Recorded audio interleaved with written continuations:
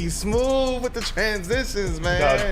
Goodness gracious. It's Wake Up Woodward. Welcome back. Chat family, you guys have been electric today. The chats, hitting that like button. Continue to do that. Share the stream.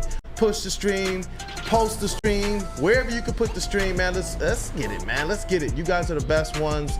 And you guys help to make this the best morning show in Detroit sports, period, man. And as well, that phone line, 313-552-6322. And if you have any questions for the man and the legend, there's no myth, Mr. Rod Beard, then definitely get those into the chat. But I need you guys' help with something real quick. What's up? We got to get this drum roll going, man. Oh, yeah. All right, let's rock.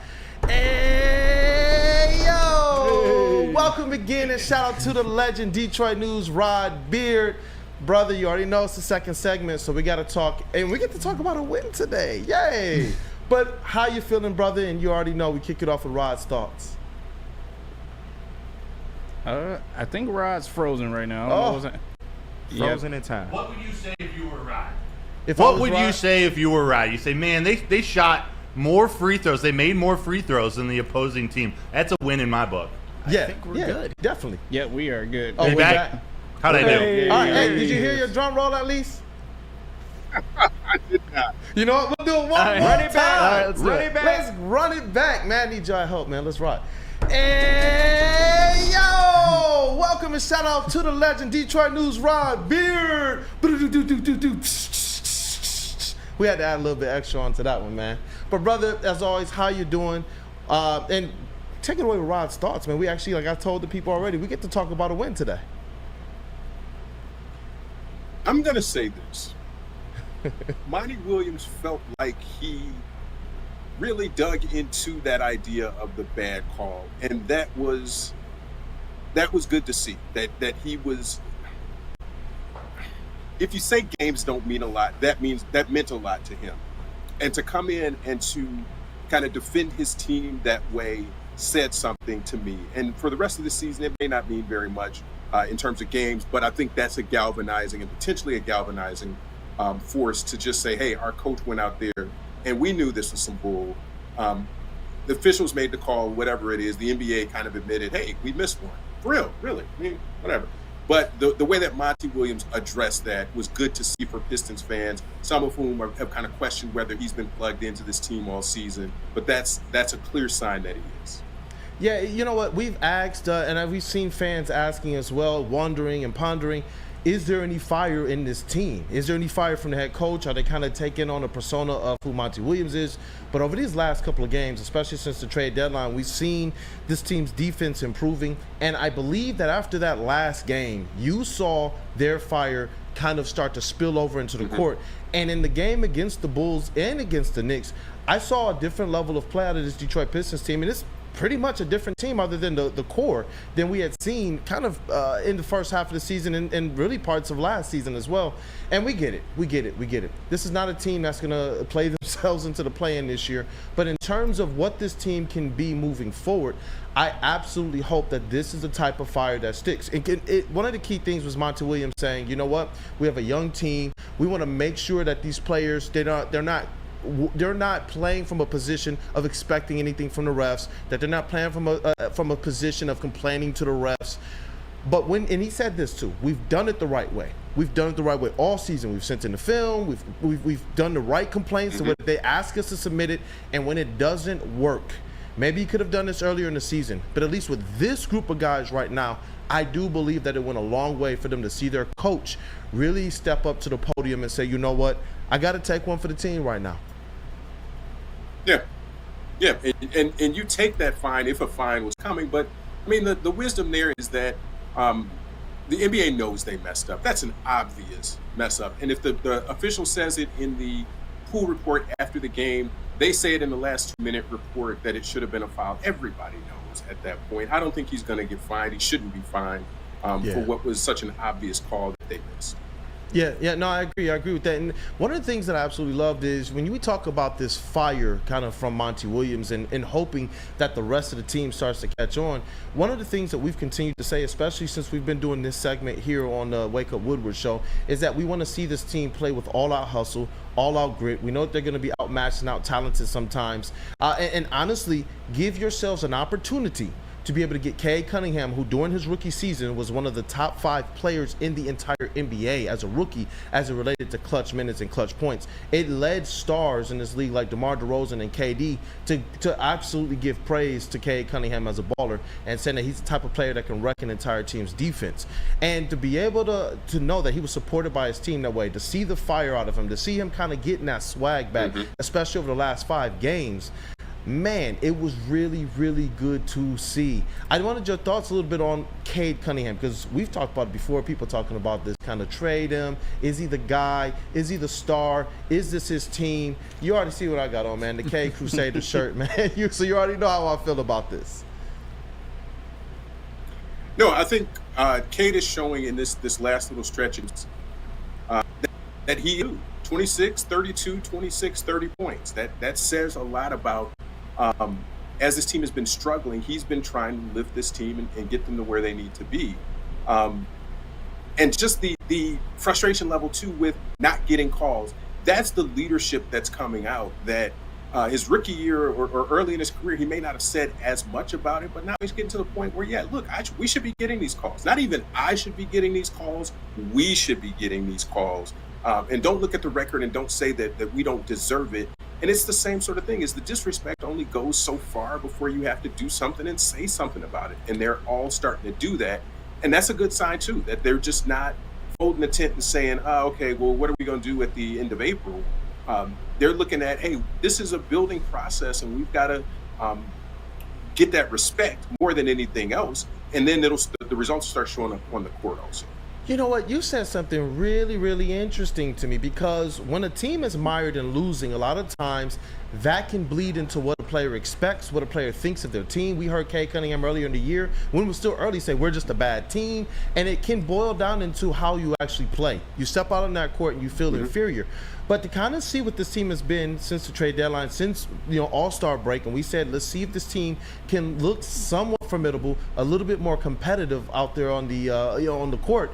I believe that this team, they do believe in themselves a little bit more. I do think that they believe in the kind of at least the young talent that they have here. They're not relying on the vets. The kind of the last guard of the vets, Mike Muscala, the news was reported, as well as Gallinari, that there's going to be buyouts. The Pistons are going to roll with these young guys who have some chips on their shoulders, who play defense a little bit better than the previous kind of iteration of this team from the first half. And now it seems like, and I don't know where you go to get this fire drummed up for a team that's won 8 games and lost a record, broke the record for losing streaks in a row.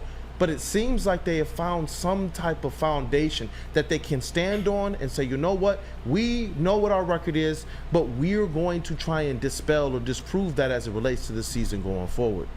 That to me, it is huge as it relates to a young team, a new coach, this kind of assessment of things, where they go from here. And you know what? One of the things that I absolutely liked as well was 2 players that kind of were the second and third stars for me. I liked what Jaden Ivey brought to the table, but they needed Isaiah Stewart. They really missed him. And Simone Fontecchio, that guy, I see your smile over there, Sam. I see your smile. Simone Fontecchio has been somebody that has absolutely kind of stepped into this lineup, and we talked about it earlier, a player who's going to carry a chip in the shoulder because the team that drafted him effectively said, you know what, we don't want you. I don't even think it would have cost too much for the Jazz to bring him back. But they were just like, you know what? Let's just kind of move on from you. And this guy has come here and absolutely added an element to this team that we really haven't had all season. People just kind of look at the three-point shooting. No, he plays defense and gets to the rack much better than what Bojan Bogdanovic did. Yeah. I even like what Quentin Grimes brings to the table. But Isaiah Stewart, Simone Fontecchio, Jaden Ivey, Jalen Duren, this team is looking like they definitely have kind of this assessment kind of done as it relates to who they're moving forward with. And I absolutely like what these kind of supporting pieces can be to this Detroit Pistons team. Right, and you just got to continue with that. And if that number of pieces that are foundational pieces that you're moving forward with, if that number expands to 5 or 6, you're good with that. If it goes down a little bit and, hey, maybe one of these guys that we thought was going to be a key piece isn't a key piece, that's fine too. And this is all about figuring that stuff out. And so, hey, there were no misgivings about Muscala and Gallinari that they were going to somehow be part of the future here. I don't think anybody thought that at all. But these younger guys, give them some time, see what's there. Is Malachi Flynn really a piece that you're going to look at? Maybe. Quentin Grimes, could he be something for you? Sure. You got to give him time. And this is the James Wiseman time where you've got to figure out whether this is or isn't. Because going into next year, you need to really understand what pieces are going to be there and what not. We've seen where Troy Weaver has transformed this roster quickly. That's going to be the assignment for this offseason, too, is what pieces can you bring in with all of that cap space?